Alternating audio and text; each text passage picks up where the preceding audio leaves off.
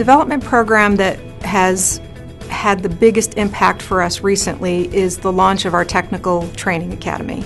Two development programs come to mind. First, our management development program, because it literally changes the way our managers think about themselves. And secondly, our program for our customer delivery leaders. Emerging Leaders Program.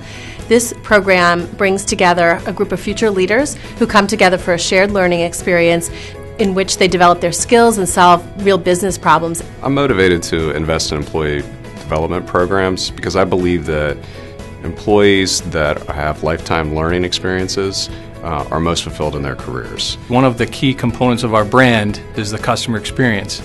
And we have seen year over year, the more investment we make in our employee development programs, we are providing a better customer experience. I'm motivated to invest in employee development programs because it's the foundation of our corporate strategy, and it's the only way that we can achieve the value proposition.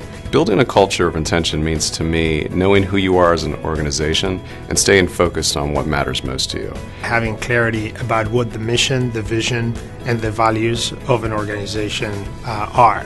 At George Mason, we spend a lot of time clarifying what is that vision, mission, and what those values are. It's not all about the returns. Employees are at the heart of our ambition, which is what we call our strategy and vision for the organization and what we're aiming to achieve. The culture of intention at XO means being thoughtful and being proactive.